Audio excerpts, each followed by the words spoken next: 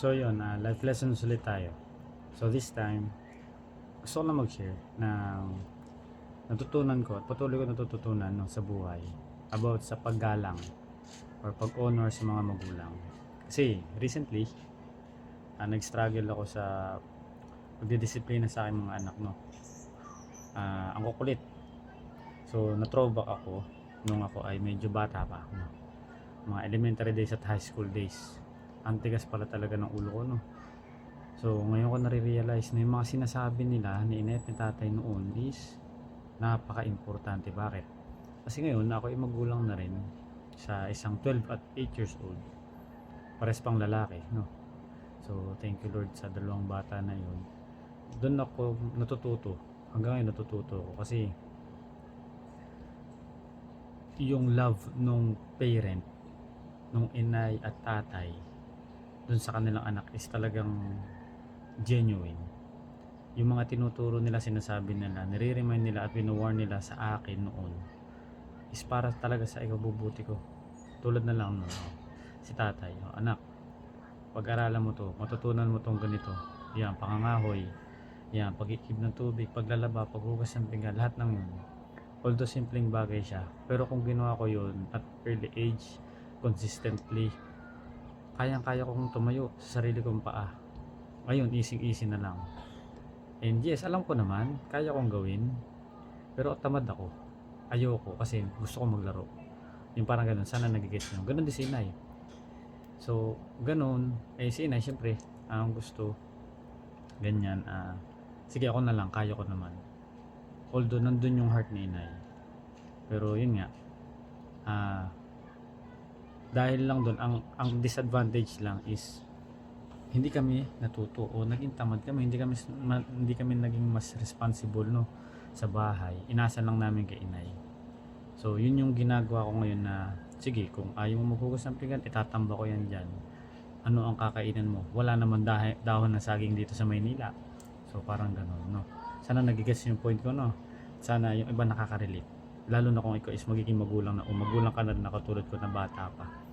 So yun, blessing siya no, hindi ako nagre-regret, blessing siya. So kaya sinishare ko to. And then yun naman, yung tinuturo lagi sa akin ni Nay noon na, hoy, huwag ka magpuyat o tama na yung larong yan kasi baka sumakit mata mo, magkasakit ka, wala tayong perang pang ospital. So long story short, nagkagroon ako ng acid reflux hanggang sa naging GERD. Sa kakulitan, ML pa more, puyat pa more, no, stress pa more. So sa halip na mag-enjoy ako, hindi.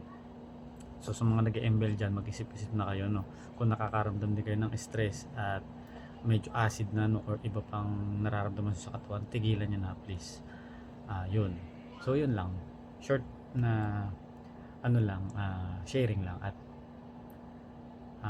pagtuturo na rin do sa iba, sa inyo na magiging parent or nagbabalak maging parents or parents na. So yun, napakasarap isipin na yun, blessed ako kasi nandito pa si inay at si tatay. So thankful ako kay Lord kasi sila yung inay at tatay ko no, walang pagsisisi.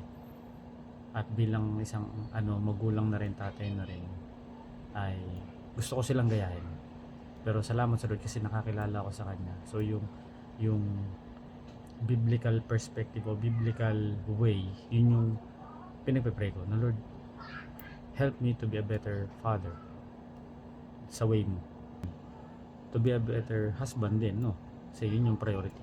Pero yun nga, usapang magulang, makinig tayo sa mga magulang natin kung tayo pinagsasabihan, kasi unang-una blessing yan, may nagsasabi pa sa ating magulang, yung iba wala na, win-wish nila na sana meron pang nag-re-remind sa kanila o may nakakausap pa silang na magulang.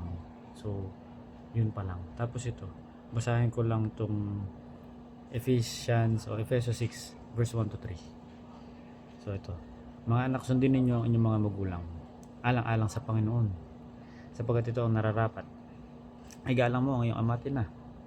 Ito ang unang utos na may kalakip na pangako. Magiging maganda at mahaba ang iyong buhay. So dito, literally, magiging maganda. Bakit? Peaceful, joyful, nakakatuwa, no? Pagka maganda yung relationship mo sa iyong mga magulang. At yung hahaba ang yung buhay sa lupa, o loobin ni Lord.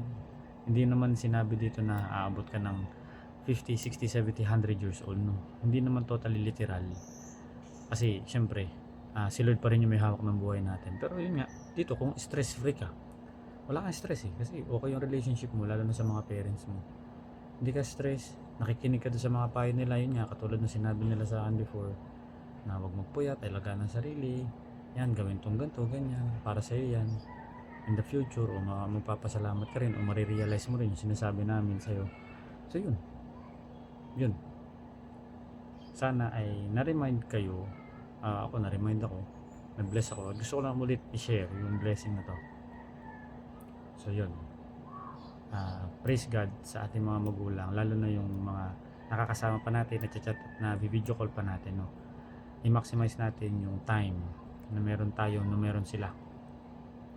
At yun nga, kung tayo Christian na, ikaw nanonood ay Christian na, sharean mo sila ng sharean, patuloy ng gospel. At yun yung pinagpe-pray ko hanggang ngayon sa mga magulang ko, kay Lord, para sa mga magulang ko, syempre sa lahat ng loved ones ko, na makakilala sila kay Lord, no, na si Jesus is dumating dito, namatay siya para sa ating mga kasalanan, para tubusin tayo, nabuhay siya ulit sa ikatlong araw, nabuhay siya ulit para ipakita sa atin na yung sin at death is na-conquered na niya, na kapag tayo sumampal tayo sa ginawa niya, maliligtas tayo, bibigyan niya tayo ng eternal life, napatawad niya ang kasalanan natin, nalinis tayo ng dugo niya, at may access na tayo mismo kay Heavenly Father dahil sa ginawa niya, no. At doon, pangako niya, dahil faithful siya, at loving siya na Diyos, buhay na walang hanggan. Yun yung pangako niya, no. So yun po, sana po is i-take advantage natin yung yung oras na meron tayo, at lagi tayong magpasalamat kay Lord sa magulang natin at sa family natin. So yan, ingat po at God bless po sa lahat.